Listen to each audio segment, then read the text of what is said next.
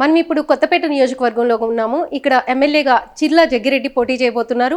ఈయన సిట్టింగ్ ఎమ్మెల్యేగా ఉన్నారు. ఇది ఒకవేళ ఇప్పుడు కానీ గెలిస్తే 4వ సారి అవుతుంది.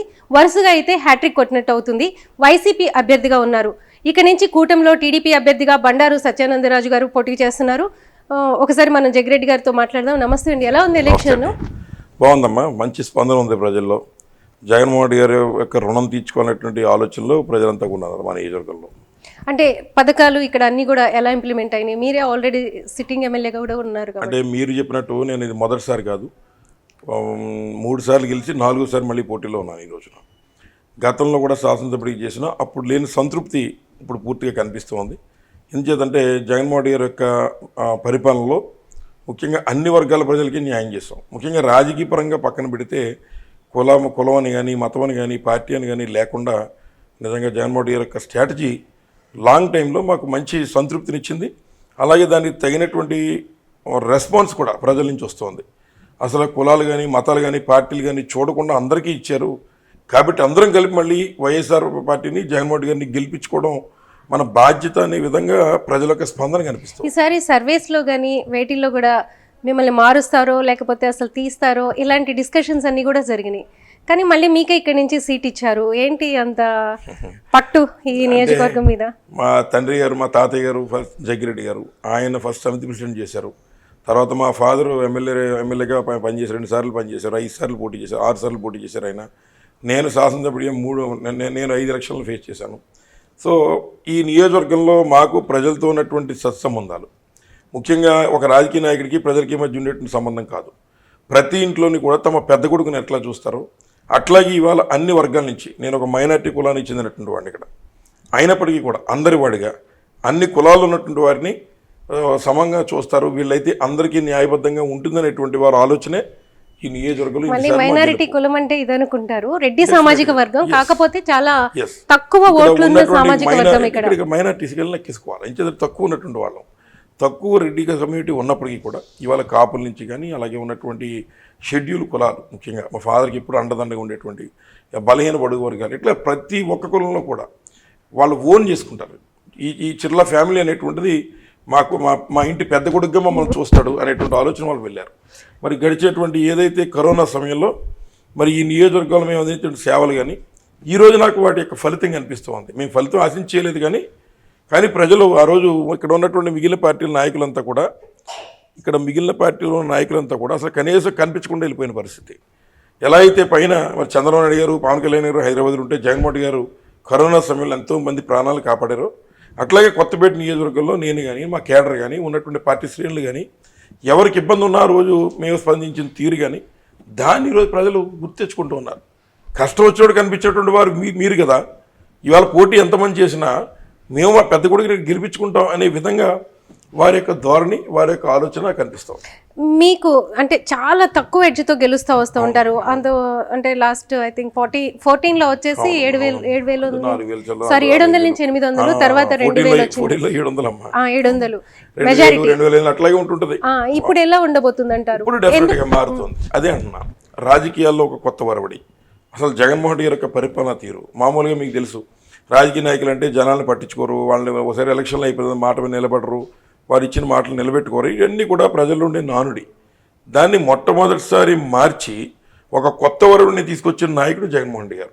రాజకీయ నాయకుడు అంటే మాట ఇస్తే మాట మీద నిలబడాలా, ఏదైనా ఒక సంక్షేమ కార్యక్రమం అందిస్తామంటే అది టైము డేటు చెప్పి ఇచ్చినటువంటి వాడు జగన్మోహన్ రెడ్డి గారు తప్ప ఎవరు లేరు. దాని యొక్క ప్రతిఫలం ఇప్పుడు కనిపిస్తుంది మాకు కూడా.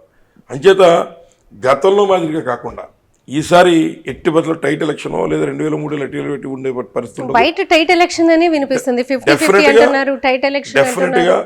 డెఫినెట్ గా అయితే ఇంకా కొన్ని సర్వేస్ అయితే ఫస్ట్ ఓడిపోయే నియోజకవర్గం ఇదే అని చెప్తున్నారు. ఎన్ని రకాలు జరుగుతున్నాయి? అనేక రకాలైన నానుడు. మీరు అన్నది వాస్తవం. ఇక్కడ ఏమంటే గతంలో మరి దీనికి మీకు కూడా క్లారిఫికేషన్ ఇవ్వాలి.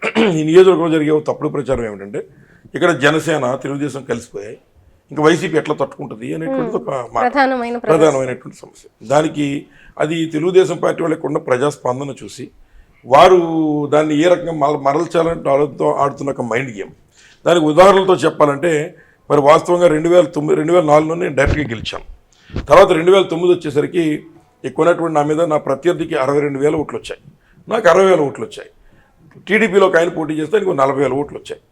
సరే 2014 వచ్చేసరికి ఆవేళ మరి చంద్రబాబు నాయుడు గారు ఎవరైతే ఈ 62,000 వచ్చిన సత్యచంద్రరావు గారిని, అలాగే 40,000 వచ్చినట్టు తెలుగుదేశం పార్టీలో పోటీ చేసిన సుబ్రహ్మణ్యం గారిని కలిపేశాడు ఆయన. కలిపేస్తే 62,000 ఆయనకు ఉన్నాయి, ఈయనకేమో 40,000 ఉన్నాయి, 1,02,000 ఉన్నారు. చిర్ల జగ్గిరెడ్డికి గతంలో 60,000 మాత్రమే వచ్చాయి, కాబట్టి 40,000తో మనం గెలుస్తామనేటువంటి ఆలోచన వాళ్ళు వెళ్ళారు. ఒకవైపు ఈ యొక్క చంద్రబాబు నాయుడు గారు చెప్పినటువంటి అబద్ధపు హామీలు ఆ రోజు ప్రజలు విశ్వసించారు. అయినా కూడా కొత్తపేట నియోజకవర్గ ప్రజలు చాలా విజ్ఞత కలిగిన వారు. ఎప్పుడైతే 2-3 కలిపి ఏదో తప్పు చేయాలని భావనకు వచ్చినప్పుడు తప్పనిసరిగా వారు బుద్ధి చెప్తారు. అంచేతే మరి 2014 ఎలక్షన్లో 4 పార్లమెంట్లలో ఒకే ఒక్క సీటు విపరీతమైన తెలుగుదేశం పార్టీ గాలి ఉన్నప్పుడు 2014లో ఇక్కడ నన్ను గెలిపించి చూపించారు కొత్తపేట నియోజకవర్గ ప్రజలు. అంచేత ఏదో పార్టీలు కలిసిపోయినంత మాత్రాన ప్రజలు కలవరనేటువంటి అప్పటి పరిస్థితులు వేరు, కానీ ఇప్పుడు పరిస్థితులు వేరు.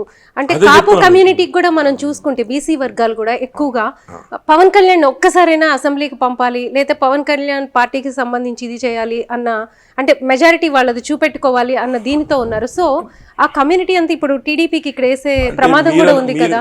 మీరు అనుకున్నట్టు ఏదైతే కమ్యూనిటీ వైజ్ కాదు కానీ యాక్చువల్గా ఇక్కడ పవన్ కళ్యాణ్ గారు ఆయన వ్యక్తిగతంగా పోటీ చేస్తే వేరే ఉండేదేమో. కానీ ఆయన కూడా ఈరోజు చంద్రబాబు నాయుడు గారి యొక్క ఏది నాటకంలో భాగం ఎప్పుడైతే అయ్యాడో పవన్ కళ్యాణ్ గారు అనేటువంటి వ్యక్తి జీరో అయిపోయాడు. ఇది నేను చెప్పవసరం.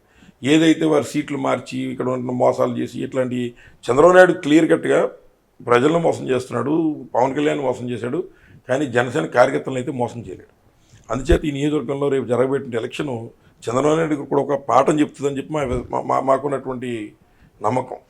ఎందుకంటే మోసాలు చేస్తున్నటువంటి వాడిని తగిన విధంగా బుద్ధి చెప్పాలన్న ఆలోచనలో ప్రజలు వచ్చారు. ఇవాళ ఈ నియోజకవర్గంలో ఇప్పటికే 20 సంవత్సరాల నుంచి తెలుగుదేశం పార్టీ గెలిచిన సందర్భం లేదు. అలాగని 2-3 కలిసిపోయినంత మాత్రం 2014 ఎలక్షన్ మీకు క్లియర్గా చెప్తున్నా. తెలుగుదేశం పార్టీ గవర్నమెంట్ వస్తే ఇక్కడ వ్యతిరేకంగా నేను గెలిచాను. 4 పార్లమెంట్లు అంటే 28 సీట్లు. 28 సీట్లలో ఒకే ఒక నియోజకవర్గం ఎట్లా గెలవగలుగుతాను? ఇక్కడ ప్రజలకు ఉన్నటువంటి విజ్ఞత, కొత్తపేట నియోజకవర్గ ప్రజలను ఏదో మోసం చేసి మసిపూసి మారేటికే చేద్దామంటే జరిగేటువంటి కార్యక్రమం కాదు. తప్పనిసరిగా 2-3 కలిపి ఏదో చేయాలని ఆలోచనకు వచ్చినప్పుడు తప్పనిసరిగా ప్రజలందరూ అండగా నాకు నిలబడతారు. అట్లాగే ఈసారి కూడా మీరు అంటున్నట్టు ఏదో పవన్ కళ్యాణ్ గారు ఆయన సింగిల్గా పోటీ చేస్తే మీరన్న ఆలోచన ఉన్నటువంటి మాట వాస్తవం. ఎప్పుడైతే ఆయన కూడా చంద్రబాబు నాయుడు గారి యొక్క ఈ యొక్క నాటకాల్లో భాగమైపోయాడు, అతనికి ఉన్నటువంటి క్రెడిబిలిటీ పోయింది. అది అందరికీ తెలుసు. నేనే కదా, జన సైనికులే చెప్తున్నారు అన్నమాట.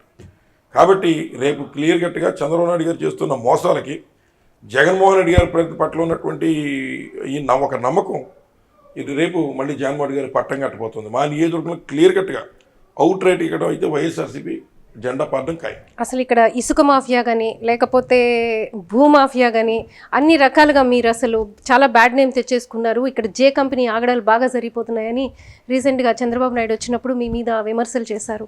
దీని మీద ఏమంటారు? అంటే ఇది మీ నియోజకవర్గం మీద ఇంపాక్ట్ చూపిస్తుందా? ఒకటి చెప్తున్నాను, క్యారెక్టర్ అసాసినేషన్స్.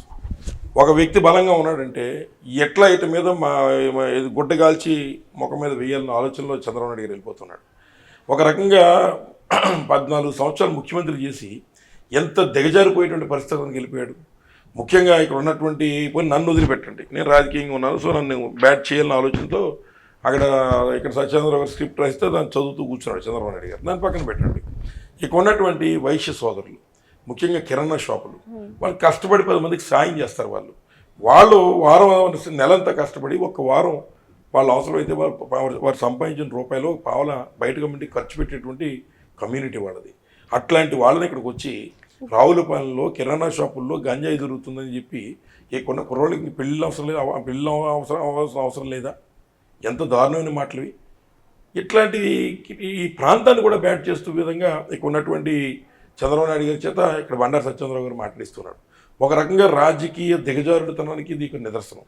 అలాగే ఇంకా మీరు నా మీద ఏదైతే వాళ్ళ విమర్శలు చేయడం సహజం.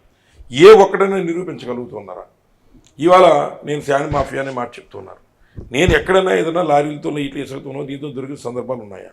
ఎవరైతే నా ప్రత్యర్థి ఉన్నటువంటి బండారు సత్యచంద్రరావు గారు ఆయన హీరో హోండా మోటార్ కంపెనీ ఏదో ఉంటే దానికి అమలాపురంలో వారి గొడవల్లోనే దొంగతనంగా ఇసుక దాచి అవి దొరికిపోయి మళ్ళీ మా వైసీపీ నాయకుల యొక్క కాళ్ళు పట్టుకుని నన్ను కూడా వాళ్ళు అడిగితే నేను కూడా పట్టించుకోవడం మానేశాను. మళ్ళీ వాళ్ళ కాళ్ళు పట్టుకుని బయటకు వచ్చిన సందర్భాలు ప్రజలు చూశారు ఇక్కడ. అలాగే భూమాఫియా అని చెప్తున్నారు. నేను ఈ నియోజకవర్గంలో ఒకే ఒక కొలబద్ద. ఈ నియోజకవర్గంలో నేను ఎక్కడైనా తప్పు చేసి ఉంటే ఇవాళ ఈ ఎలక్షన్లో నేను కట్టిన వార్డు మెంబర్ కూడా పోటీ చేయడానికి అర్హత ఉండదు నాకు. ఎందుకు ఆ మాట చెప్తున్నానంటే రాజకీయ నాయకు ఇవాళ చూసిన సినిమా ప్రజలు రేపు చూడరు. అట్లాంటిది మా కుటుంబం ఇక్కడికి 55 సంవత్సరాల నుంచి పోటీలో ఉన్నాం. ఎక్కడ మేము తప్పు చేసినా ఓట్ల రూపంలో దాన్ని నిరూపిస్తారు ప్రజలు. ఇక్కడ నేను ఎక్కడ తప్పు చేయలేదని ధైర్యంగా ఉన్నాను కనుకే నేను మంచి చేస్తానా, ఎవరికైనా కష్టం వస్తే వాళ్ళు కడుపు చూసి పని చేస్తానా, లేదా ఎవరి భూమిలో లాక్కుంటాననే విషయానికి ప్రజలకే తెలుసు. అంచేత బయట నుంచి వచ్చిన వాళ్ళు ఏమీ నన్ను చేయలేక, నా మీద ఏది నిరూపించలేక, నా మీద ఏదో మసిపూసి ఏదో మారేడుగా చేయాలన్న ప్రయత్నం చేసినంత మాత్రాన నాకు జరిగేది ఏముండదు. అట్లా అయితే నేను ఈసారి పోటీకే అర్హుంది కదా. నాకు కూడా మీరు అన్నట్టు ట్రాన్స్ఫర్ వచ్చినేమో, ఒకవేళ ట్రాన్స్ఫర్ లేకపోతే ఇంకోటి వచ్చినేమో. మైనారిటీగా ఉన్న అంటే మీ కమ్యూనిటీ మైనారిటీ అంటున్నారు, మళ్ళీ ఎందుకని ఎస్సీస్ మీద కూడా దూరం చేసుకునేలా మీ చర్యలు గతంలో ఉన్నాయి అంటే ఇది ఆ ఇంపాక్ట్ ఇప్పుడు ఏమన్నా కూడా అంటే ఒకటి మీకు చెప్పాలి. ఒక రాజకీయ నాయకుడు ఎన్నికల్లో పోటీ చేసినప్పుడు పార్టీలో పోటీ చేస్తే కొంత పార్టీ బ్యాంక్ ఓటు వచ్చి అక్కడి నుంచి అతను వ్యక్తిగతంగా ఉన్నటువంటి దాని మీద కూడా కొన్ని ఓట్లు వస్తాయి. ఈ నియోజకవర్గంలో మా నాన్నగారు మా నాన్నగారు అనేక పార్టీలో పనిచేసి ఎమ్మెల్యే అయిన సందర్భాలు ఉన్నాయి. అలాగే ఇండిపెండెంట్గా కూడా పోటీ చేసిన సందర్భాలు ఉన్నాయి. అటువంటి సందర్భాల్లో కూడా ఆ రోజు వైఎస్ఆర్ పార్టీ, ఆ రోజు ఉన్నటువంటి కాంగ్రెస్ పార్టీకి వెన్నుగా దన్నుగా ఉన్నటువంటి దళిత వర్ణాలు మా తండ్రి గారికి ఎవరైనా టికెట్ ఇవ్వకపోతే ఇండిపెండెంట్గా మా తండ్రి వైపు వచ్చి ఆయనకి అండగా దండగా నిలబడిన సందర్భాలు ఉన్నాయి. అలాగే మా ఫాదర్ తెలుగుదేశం పార్టీలో ఎమ్మెల్యే చేశారు. తర్వాత సీట్ రాకపోతే అప్పుడు కూడా మరి వ్యతిరేకంగా పోటీ చేశారు. అట్లాంటి కష్టతరమైన సందర్భాల్లో కూడా ఇక్కడ దళిత వర్ణాలు మా కుటుంబాన్ని అండబెట్టుకుని ఉన్నాయి. అట్లాంటి వర్ణంలో ఇతన్ని పలచన చేస్తేనే కానీ ఇక్కడ మేము మనుగడ సాగించలేము. తప్పనిసరిగా శత్రువు యొక్క బలాల్ని బలాల మీద మనం కొట్టాలనేటువంటి ఆలోచనతోనే ఇక్కడ ఉన్నటువంటి ఎవరైతే మన నా ప్రత్యర్థులు ఉన్నారో జరిగే ప్రతి ఇన్సిడెంట్లోని కూడా అంబేద్కర్ గారి మీద ఒక దురదృష్టమైన సంఘటన జరిగితే దాని మా మీద నెట్టే కార్యక్రమం చేస్తున్నారు తప్ప అందులో వాస్తవాలు కూడా దళిత వర్ణాలు గ్రహించే కనుక ఆవేళ నేను అధికార పార్టీ ఎమ్మెల్యేగా ఉన్నా నేను అక్కడ పోలీస్ స్టేషన్ రోజు రాత్రి నిద్ర చేసి స్టేషన్లోనే పడుకుని అక్కడ అధికారుల మీద చర్య తీసుకుని మీరే చేసి మళ్ళీ మీరే చేశారన్నారు, మళ్ళీ వచ్చి మీరే చేస్తున్నారు. దానికే నేను ఆ రోజున ఏదైతే ఒక కార్యక్రమం జరిగిందో దాని మీద గట్టిగా కౌంటర్ చేసి నేను అక్కడే ఒక ఛాలెంజ్ ఇస్తాను ఆయనకి. నేను ఎక్కడైతే ఉన్నాను ఇదే స్టేషన్లో ఉంటాను, ఎదురుగుండా ఆంజనేయ స్వామి విగ్రహం ఉంది, చెయ్యి పెట్టి చెప్తాను నీకు అన్న దమ్ము సత్తా ఉంటే వచ్చినా అంటే ఇల్లు దూరాడు ఈ బండారు సత్యంలో. ఎందుకు ఈ మాట చెప్తున్నానంటే క్లియర్ కట్గా చేసేవన్నీ కూడా వాళ్ళు చేసి మా మీద గింటే కార్యక్రమం. ఒక దురదృష్టమైన సంఘటన అది. అంబేద్కర్ యొక్క ఈ ఉన్నటువంటి ప్లేట్స్ మీద చిత్రపటం రావడం అంటే దురదృష్టమైన సంఘటన కాదనట్లా. కానీ ఆ జరిగినటువంటిది ఇక్కడ జరగడం అప్పుడే కొంచెం ఈ యొక్క అప్పుడు ఉన్నటువంటి ఎస్పీ గారు కొంచెం వారి మీద పెద్ద పెద్ద కేసులు కట్టిన మాట వాస్తవాలు ఇవన్నీ. అలాగని నేను ఆ రోజు ప్లేనరీ సమావేశాలు జరుగుతుంటే జగన్మోహన్ రెడ్డి గారు పనప్ప చెప్తే అక్కడ ఉన్నాను నేను. అంచేత దాన్ని కూడా మా మీద నెట్టి వారేదో లాభపడాలని ప్రయత్నం చేస్తున్నారు. కానీ మా కుటుంబం అంటే ఏంటో తెలిసినటువంటి దళిత వర్ణాలు ఇవాళ నక్కులు చేర్చుకున్నాయి. తప్పనిసరిగా ఇవాళ 10 మందికి మంచి చేసేటువంటి మా బిడ్డ మీద ఏదో 4-5 వచ్చి మేము దాడి చేస్తాం, అతని రాజకీయంగా లేకుండా చేస్తాం అనేటువంటిది ఏదైతే ఒక కార్యక్రమం వారు చేస్తున్నారో దాన్ని దళిత వర్ణాలు అర్థం చేసుకున్నాయి. కాబట్టే మళ్ళీ వాళ్ళందరూ కూడా నాకు వెనుదంగా నిలబడ్డారు. ఇవాళ మంచి 100% నాతో పాటు నడుస్తున్నారు. రేపు మంచి మెజార్టీ ఇవ్వడానికి కూడా ప్రధాన భూమిక పోషించేది కూడా దళిత వర్ణాలు. అంటే 2019 తర్వాత 2019కి ముందు కూడా మీరు ఎమ్మెల్యేగా ఉన్నారు, గెలిచారు ఇక్కడ. సో అప్పుడు ప్రభుత్వాలకి ఇప్పుడు ప్రభుత్వాలకి ఉన్న డిఫరెన్స్ ఏంటి? అంటే రాజశేఖర రెడ్డి గారు ఉన్నప్పుడు జగన్మోహన్ రెడ్డి గారు వచ్చే వరకు మీరు ఎమ్మెల్యేగా ఉన్నారు కాబట్టి చూసారు మీరు అడ్మినిస్ట్రేషన్, ఏం డిఫరెన్స్? ఎంత మొదటి మాటలో చెప్పాను అది. గతంలో రాజకీయంగా ఉండేది, ఇప్పుడు రాజకీయంగా లేదు. ఒకసారి ఎన్నికలు అయిపోయిన తర్వాత జగన్మోహన్ రెడ్డి అనేటువంటి వాడు ప్రజల మనిషి. వాళ్ళ కులం కానీ మతం కానీ పార్టీ కానీ ఏమీ లేకుండా ఆయన కార్యక్రమాలు చేసుకుంటూ వెళ్ళిపోతుంటే మాలాంటి వాళ్ళకు కొంతమంది ఎమ్మెల్యేలకు కూడా కోపాలు ఇబ్బందులు కూడా వచ్చాయి. ఎలాంటి ఇబ్బందులు అంటే ఎవరైతే మన మీద కత్తి కట్టారో లేదా ఎవరైతే మన మీద యుద్ధం చేస్తున్నారో వారికి కూడా ఇంత దారుణంగా సంక్షేమ కార్యక్రమాలు ఇచ్చేస్తున్నారు అనేటువంటి బాధ చాలామంది పడ్డారు. కానీ లాంగ్ రన్లో ఏదైతే అట్లాంటి వాళ్ళు కూడా మార్పు కనపడుతోంది. మేము తీసుకున్నాం కదా ఈ యొక్క ప్రభుత్వంలో 132 సార్లు జగన్మోహన్ రెడ్డి గారి కులం కానీ మతం కానీ పార్టీ కానీ లేకుండా మరి మా అందరికీ సంక్షేమ కార్యక్రమాలు అందించి మా కుటుంబ ఖర్చుల్లో మా కుటుంబ అవసరాల్లో ఒక పెద్ద కొడుకులో భాగం అయ్యాడు జగన్మోహన్ రెడ్డి. ఇప్పుడు మేము కల్పించుకోకపోతే మేము అసలు మనుషులే కావాలనేటువంటి ఆలోచన చాలా మందికి కనిపిస్తుంది. ఒక రాజకీయ నాయకుడిగా, ఒక పరిణితి చెందిన రాజకీయ నాయకుడిగా మరి ఆయనకు ఆలోచనలు ఎవరు చెప్పారో మాకు తెలియదు. కానీ ఒక రాజకీయ వ్యవస్థనే మారుస్తూ ఆ సమూలమైన మార్పులు చేశాడు.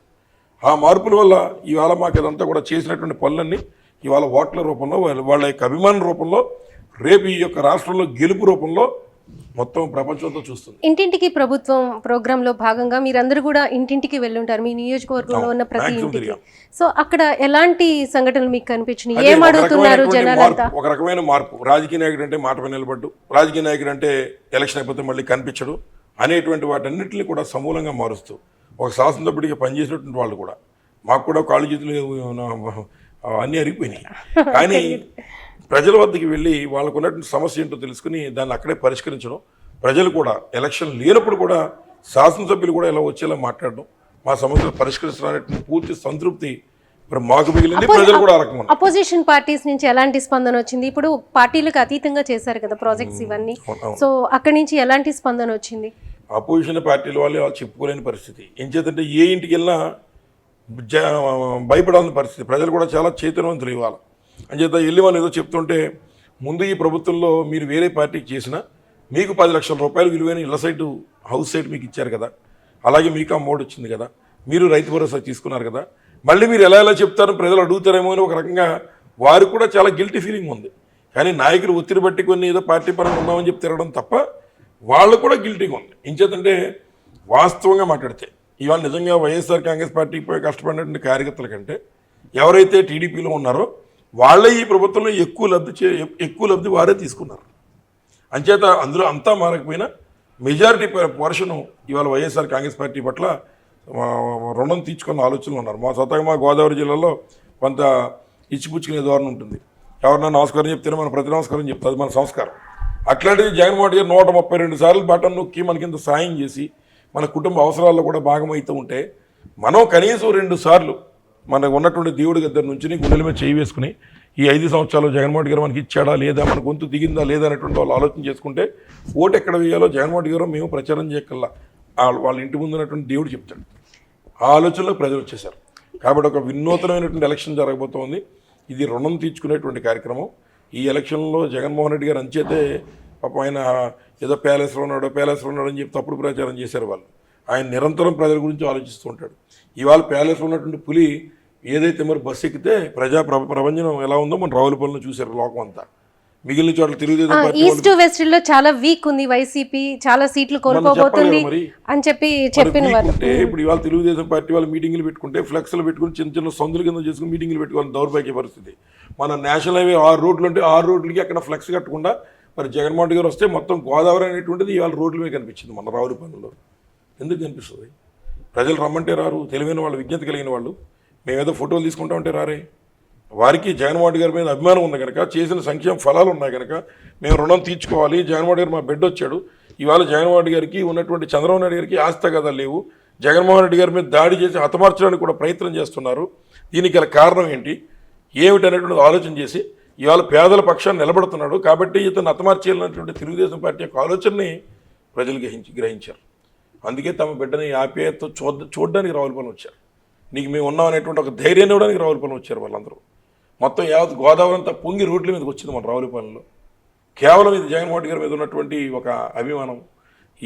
ఈ రాష్ట్రంలో ఎంతమంది పెత్తందారులు, ఎంతమంది సినిమా యాక్టర్లు కలిపి జగన్మోహన్ రెడ్డి గారిని హతమార్చాలి, రాజకీయంగా పతనం చేసేయాలి, అధపతనం తొక్కేయాలని ప్రయత్నం చేసిన జగన్మోహన్ రెడ్డి గారిని గెలిపించుకోవడానికి మేమంతా ఉన్నాం, మేము జగన్మోహన్ రెడ్డి గారు వెనకాల నిలబడతాం అనేటువంటి ఒక సంకేతం ఇవ్వడం. అది మేము పిలిస్తే రాలేదు వాళ్ళు, మా బిడ్డను చూడడానికి మేము వస్తామని వచ్చారు. ఓకే, అంటే ఈ పథకాలు కానీ ఇవన్నీ జనానికి అందుతున్నాయి మీరంతా చెప్తున్నారు. ఇప్పుడు ప్రతిపక్షాలు ఆయన కుటుంబం మీదకి వచ్చారు. అంటే సునీత కానీ లేకపోతే షర్మిలను కానీ వీళ్ళిద్దరిని టార్గెట్గా ఆయన మీదకి వదిలారు. దీన్ని ఏమంటారు? అదేమన్నా ఇంపాక్ట్ చూపిస్తుంది? ఈ రాష్ట్రంలో అత్యంత క్రూరుడు ఎవడన్నా ఉన్నాడంటే అది నారా చంద్రబాబు నాయుడు గారే. ఇంచేదంటే రాజకీయం చేయొచ్చు, కానీ కుటుంబాలను సైతం విడగొట్టి కుటుంబాలను సైతం పాడు చేసి చేయడమే ఆయన నైజం. ఒక రకంగా వాస్తవం ఆడాలంటే వంగవీటి మోహన్ రంగ గారిని చంపేసింది ఎవరు? నారా చంద్రబాబు నాయుడు గారు. మళ్ళీ వాళ్ళు పవన్ కళ్యాణ్ సాగుగా చూపించి కాపులు వేయించుకోవడానికి ప్రయత్నం చేస్తారు. ఆయన నైజం అది. కాపుల చేత ఓట్లు వేయించుకునే ప్రయత్నం చేస్తాడు. అలాగే మరి ఎన్టీ రామారావు గారిని పొడి చేసింది ఎవరు? వెన్నుపోటు ఈయనే. మళ్ళీ ఆ పార్టీలోనే ముఖ్యమంత్రి అవ్వాలని ప్రయత్నం చేస్తాడు. అది చంద్రబాబు నాయుడు గారికి ఉన్నటువంటి ఒక లక్షణం. దాన్ని మనం ఏమి చేయలేం. కానీ అతను ఎంత దారుణమైనటువంటి వ్యక్తో ప్రజలందరికీ తెలుసు. కాబట్టి ఇవాళ జగన్మోహన్ రెడ్డి గారికి మళ్ళీ మద్దతు పలికి చంద్రబాబు నాయుడు గారికి చరమగీతం పాడేటువంటి ఎలక్షన్ ఇది.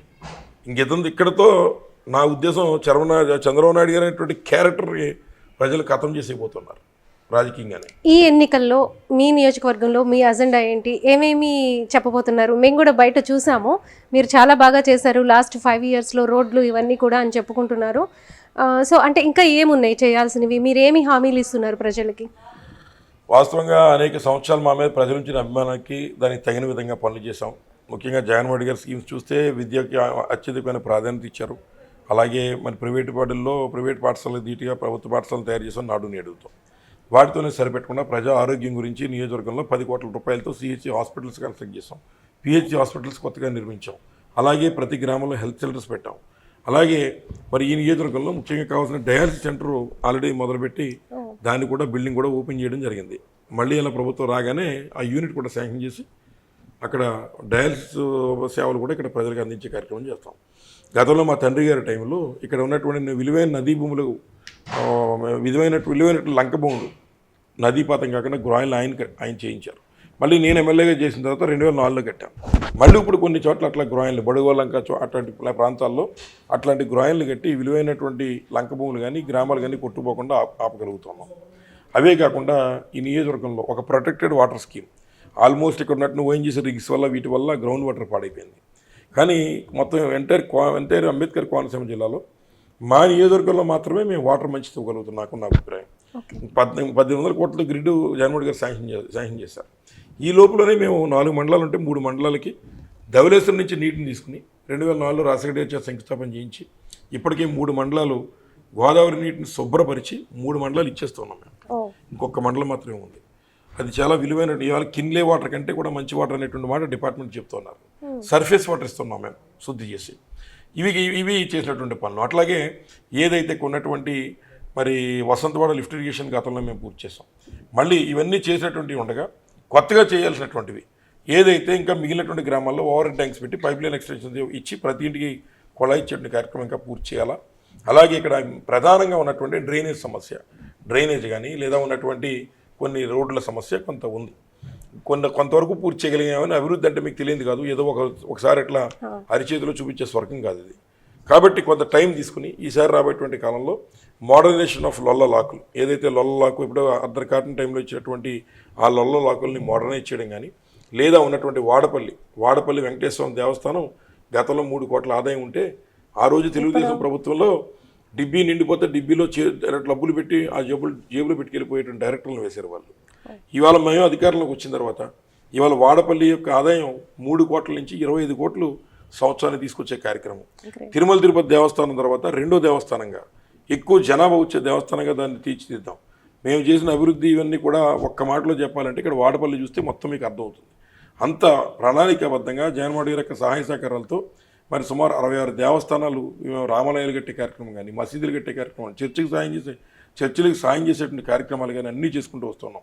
రైతులకు అత్యధికమైన ప్రాధాన్యత ఇచ్చి రాబోయేటువంటి కాలంలో మళ్ళీ ఈ డ్రైనేజ్ ఎప్పటి నుంచో చెన్నారి టైంలో ఈ డ్రైన్లు తవ్వారు, ముంపుకు గురై చాలా పంటలు పాడైపోతూ ఉన్నాయి. అట్లాంటి డ్రైన్లు మళ్ళీ తవ్వకాలు చేసేటువంటి కార్యక్రమం కానీ, ముఖ్యంగా ఈ యొక్క డెల్టా మోడర్నైజేషన్ అనేటువంటిది ప్రధాన అజెండాగా పెట్టుకుని రేపు భవిష్యత్తులో మరి అన్ని వర్గాల వరకు కావాల్సినటువంటి కమ్యూనిటీ హాల్స్ కట్టేటువంటి కార్యక్రమాలు కానీ, లేదా డ్రైను రోడ్స్ ఇటువంటివి మా మౌలిక వసతులు కల్పించే కార్యక్రమంలో భాగంగా మేము ముందుకు వెళ్తూ ఉన్నాం. ఇచ్చిన ప్రతి మాటను నిలబెట్టుకున్నాం. ఇప్పటి వరకు మీ నియోజకవర్గం ప్రజలు మీకు ఓటేయడానికి ఎందుకు వేయాలి అసలు? ఒక రీజన్ చెప్పండి, ఒక మాటలో చెప్పండి. వాళ్ళ పెద్ద కొడుకుని కనుక కష్టం టైంలో మాతో ఉన్నాడు, ఇచ్చిన మాట మీద నిలబడ్డాడు. వారి తండ్రి గారి నుంచి ఈ కుటుంబం మాకు చేశారనేటువంటిది వారి యొక్క నమ్మకమే నేను ఇవాళ పోటీకి సిద్ధపడ్డాను. నిజంగా వారిలో నమ్మకం లేకపోతే, వారు ఆ రకంగా నా వెంట ఉండకపోతే నాకు ధైర్యం కూడా సరిపోదు. కానీ వాళ్ళ ధైర్యాన్ని ఇస్తున్నారు. నువ్వు ఆ పెద్ద కొడుకులా చూస్తున్నావు, నువ్వు ముందుకెళ్ళు, నీ వెనకాలనే ఉన్నావు, ఎంతమంది కలిసి వచ్చినా మీ వెనకాల మేముండి నిన్ను గెలిపించి తీరుతాం అనేటువంటి వారి నమ్మకమే ఈరోజు నాకు కొత్తపేట నియోజకవర్గం నా పోటీ. థ్యాంక్ యూ సో మచ్ అండి, చాలా విషయాలు చెప్పారు.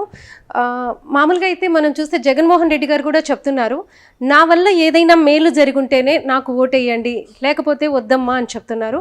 అలానే జగ్గిరెడ్డి గారు కూడా చెప్తుంది ఏంటంటే, ఇక్కడ నేను చేసిన దానికి ప్రతిఫలంగా నాకు ఓటేయమని అడుగుతున్నారు. అంతేకాదు ఇక్కడ ఇంకొక విషయాన్ని కూడా మనం తీసుకుంటే, ఇక్కడ టఫ్ ఫైట్ ఉంటుంది.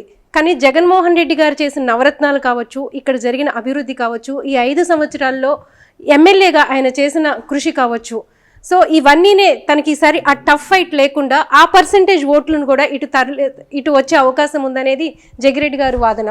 సో మరి అది ఎంతవరకు నిజమవుతుంది, ఓటర్లు ఎంతవరకు దీనికి కట్టుబడి ఉన్నారు, పథకాలు తీసుకున్న వాళ్ళంతా కూడా వీళ్ళకి ఓట్లేస్తే ఆ టఫ్ సిచ్యుయేషన్ ఏదైతే ఉందో ఆ 50-50% అనేది వీళ్ళ వైపుకి అనుకూలంగా మారుతుందనేది వీళ్ళ నమ్మకం. థ్యాంక్ యూ సో మచ్ అండి. Thank you.